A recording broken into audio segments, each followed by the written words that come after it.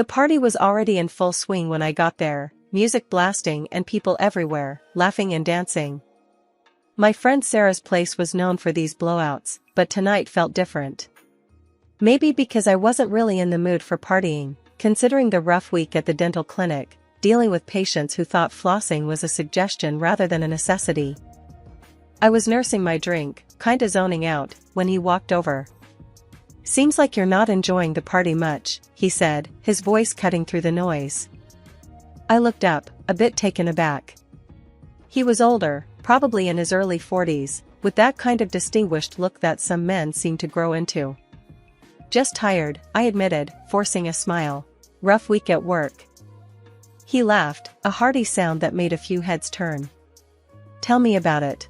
I'm Mark, by the way." "Laura," I said, shaking his hand. It was warm, his grip firm. "So, Laura, what brings you to this madhouse?" he asked, glancing around at the party chaos. "Sarah's a friend from college. And you?" I was curious. He didn't seem like the usual crowd here. "Ah, I've known Sarah's uncle for years. Promised I'd show my face," he explained.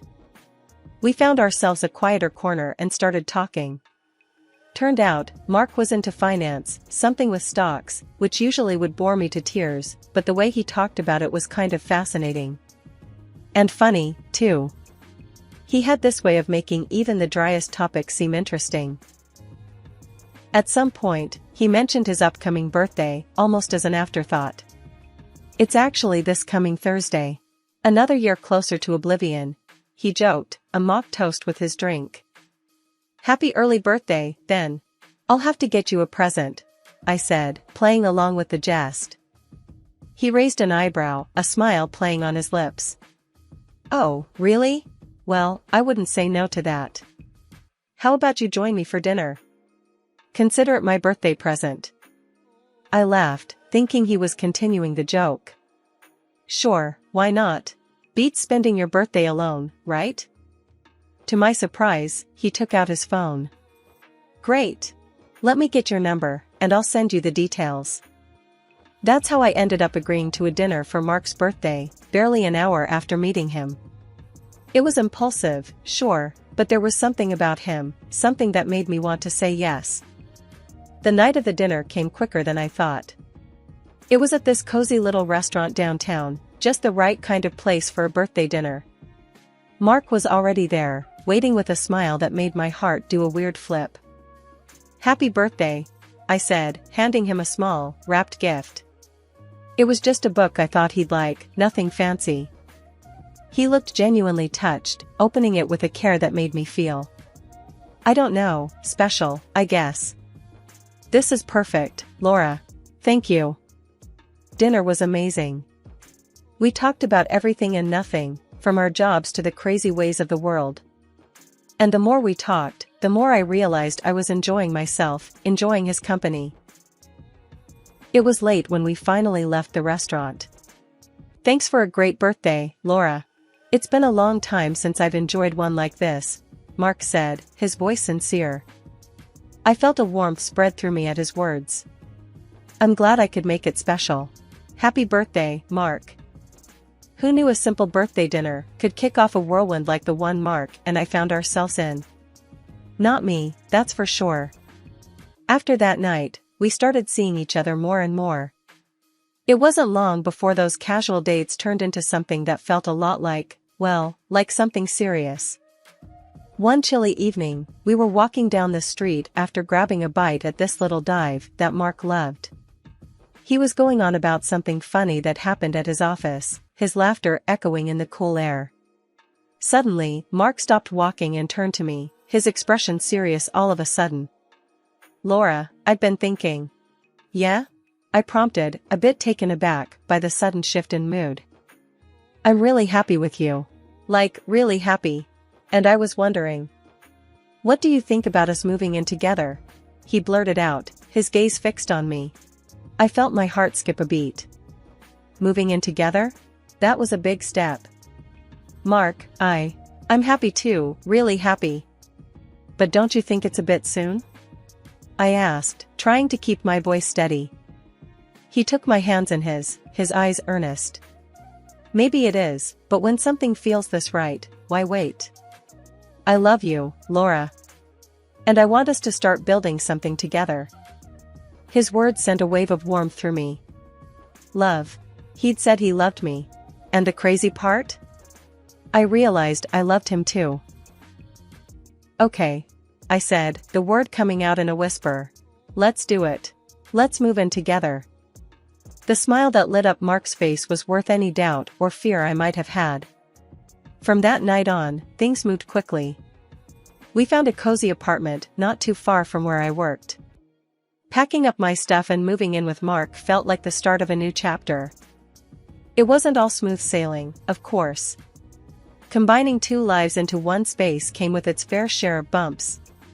Like the time I discovered Mark's insistence on keeping his ancient, ugly recliner right in the middle of our living room. I replied that in return I would put my neon pink flamingo lamp in the room. It was these little moments, these little compromises, that made us stronger, I think. We were figuring it out together, learning to give and take. Then came the talk of marriage. We were lying in bed one night, just talking about everything and nothing, when Mark suddenly turned to me. Laura, marry me. It wasn't a question, more like a statement. No kneeling, no ring in hand, just him and me, and his words hanging in the air between us. I looked into his eyes, saw the love and the seriousness there, and knew my answer. Yes, Mark. I'll marry you. The wedding was a small affair, just as we wanted. My parents, a few close friends, and of course, Alex, Mark's son. I could tell the kid wasn't thrilled about the situation, but he didn't kick up a fuss. Probably didn't want to upset his dad. Life with Mark was mostly smooth sailing, at least until the day he came to me with a request that threw me for a loop. Hey, Laura, can we talk about something? Mark asked one evening, looking a bit uneasy, which was unusual for him. Sure, what's up? I replied, setting down my book. His tone had already put me on alert. It's about Alex, he began, pacing a little. He's got this dream of starting a music band, and he's pretty serious about it. I nodded, encouraging him to continue. Music was a great outlet for teens, after all. Well, he's short on cash for some equipment and stuff. I was wondering, could we help him out? He needs about $10,000. Mark finished, finally stopping to look at me. I almost choked on my tea. $10,000? That's a lot of money, Mark. I know, but it's for a good cause, right? It's his dream. Mark pressed, his eyes searching mine for some sign of agreement. I sighed, feeling a mix of emotions. On one hand, I wanted to support Mark and his son, but on the other, this was a huge amount of money. Let me think about it, okay? In the end, I agreed. Seeing Mark so hopeful and excited about helping his son was touching. But that was just the beginning.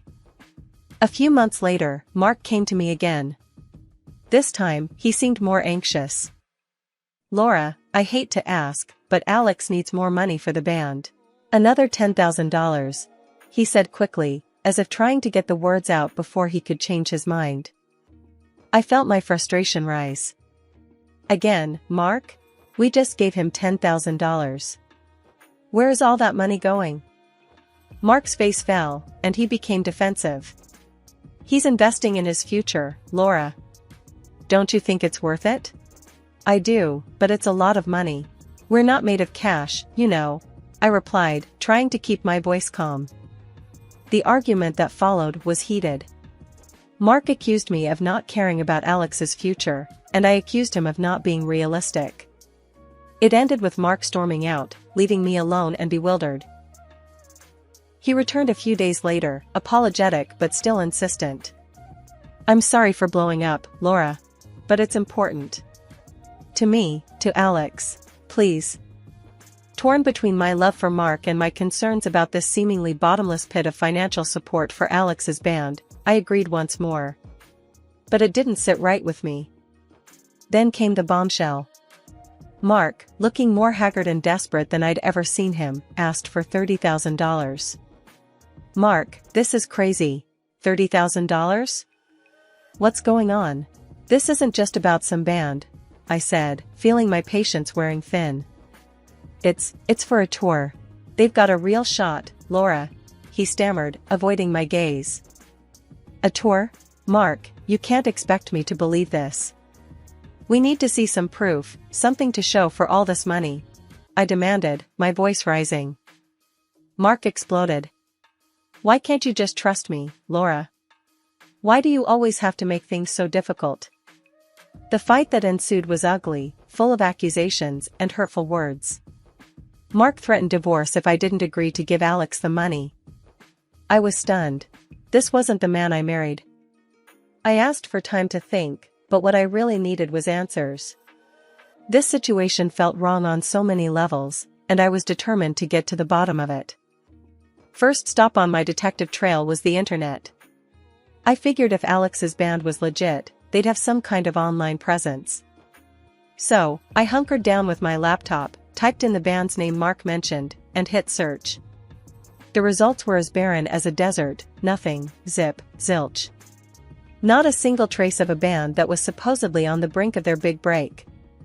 Feeling a mix of frustration and vindication, I headed over to Alex's Instagram.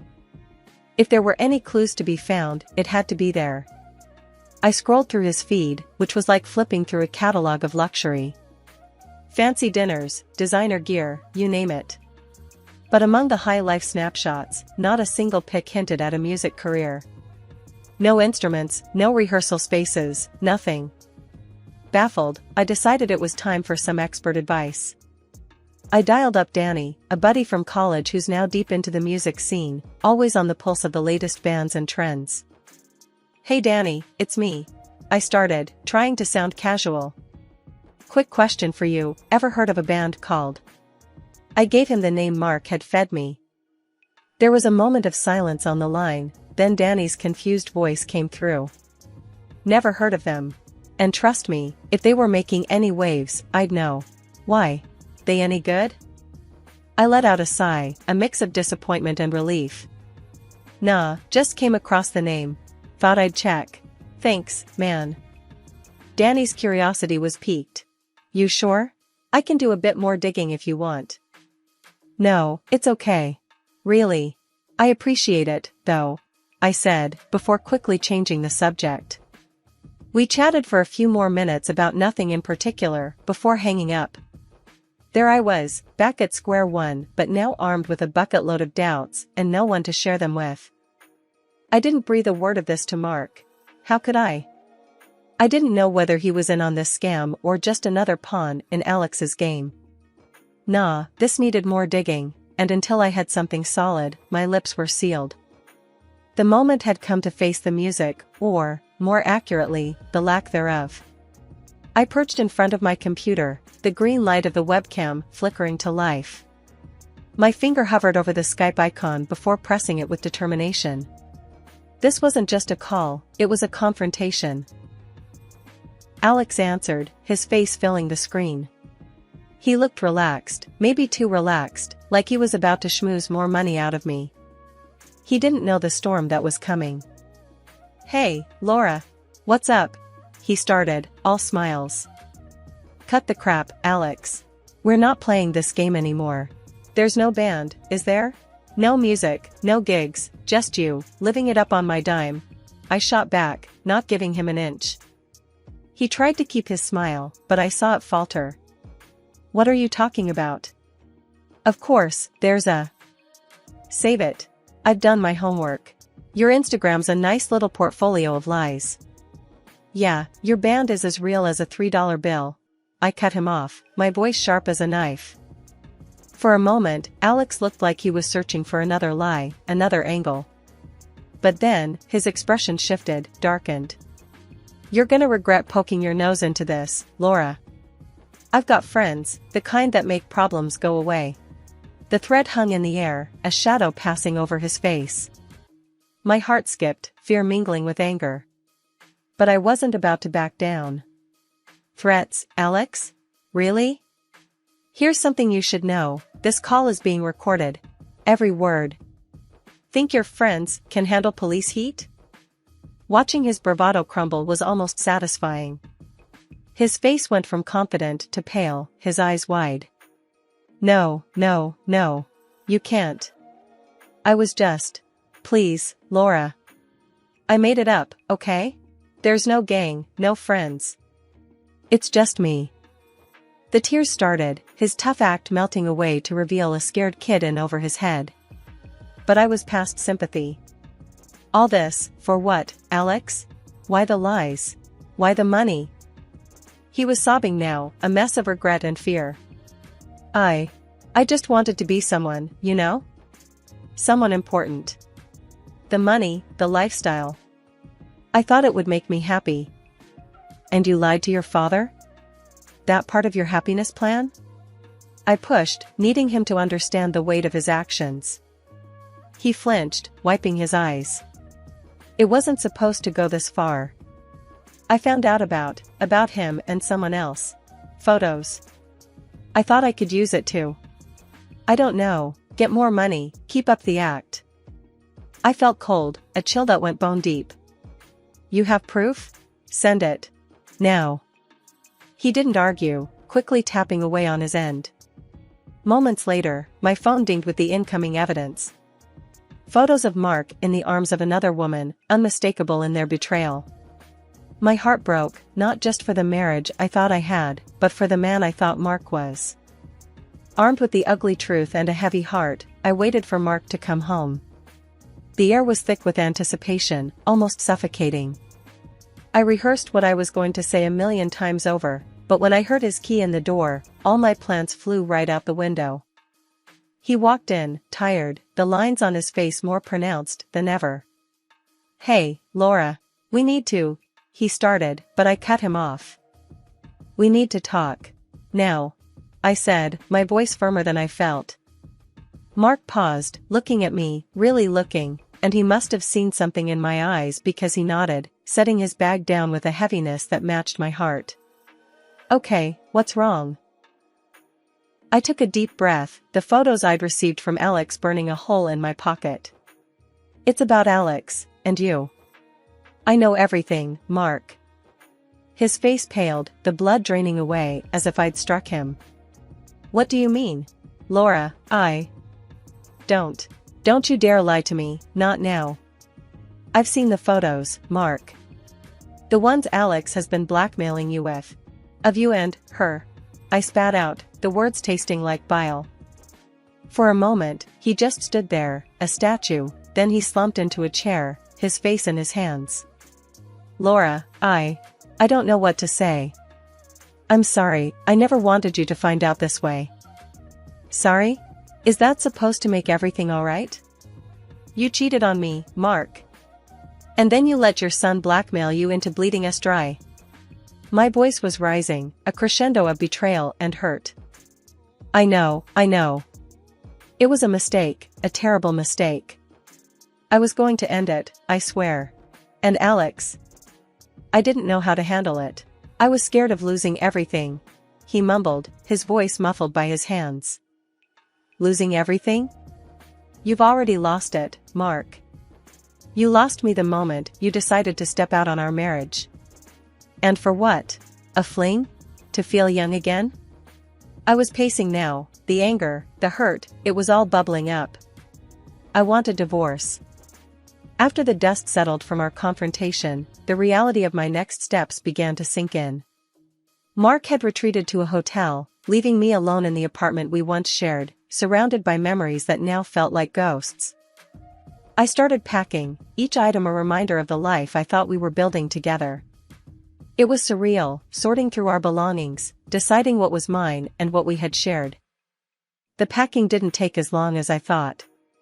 My life, it seemed, could be condensed into a few suitcases and boxes.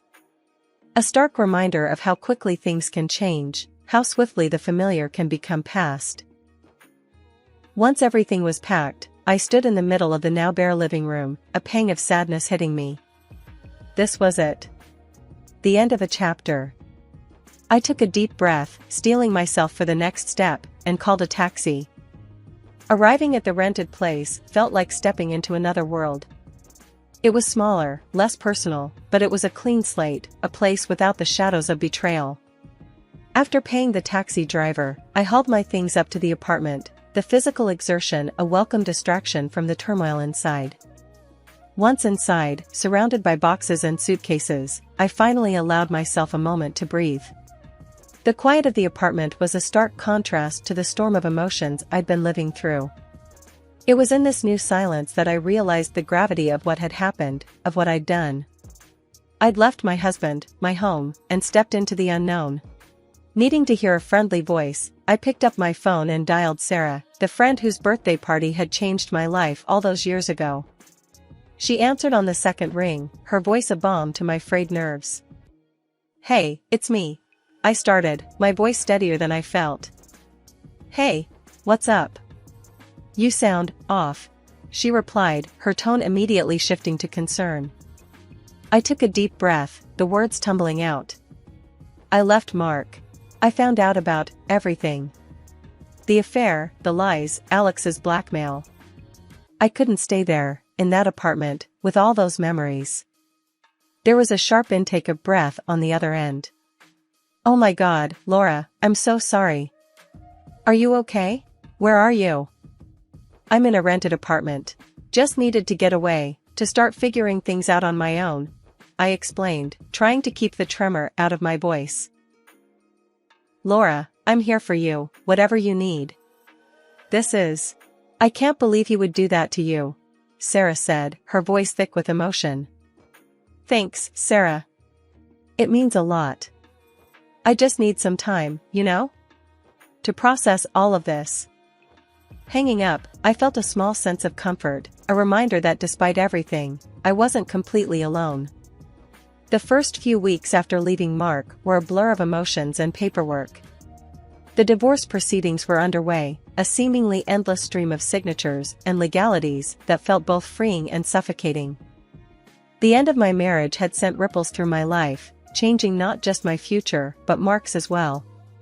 He's been having a rough time. The story got out, about the affair and the blackmail. It's affected his job, his reputation. It was a sobering thought, one that made me realize the depth of the fallout from our shattered relationship. In the days that followed, I threw myself into work and started exploring new hobbies, anything to rebuild the pieces of myself that had been lost in the turmoil. Slowly, I began to find joy in the little things, a coffee at a new cafe, a book that made me think, a jog in the park that cleared my mind. One afternoon, I decided to visit an art class, something I'd always wanted to try but never had the courage to do. There, covered in paint and laughing at my own lack of skill, I felt a spark of something new. It wasn't just about moving on from Mark, it was about rediscovering who I was without him. Just when I thought I was finding my new normal, my phone rang with a number I hadn't expected to see again, Alex's. "Hey." His voice came through, tentative, a stark contrast to the bravado and deceit that had marked our last exchanges. I hesitated, the old hurt flaring up for a moment, before I pushed it down.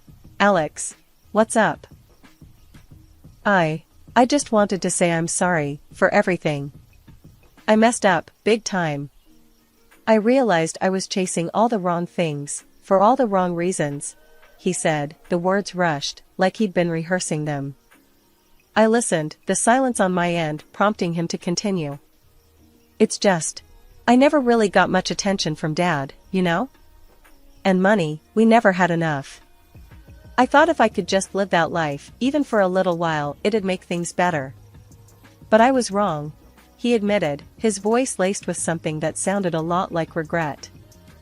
"Alex, I forgive you. But you need to understand, going down that path, using people, lying, it's only going to bring you more trouble," I said, my tone more gentle than I would have expected of myself. There was a pause, and then a quiet, "I know.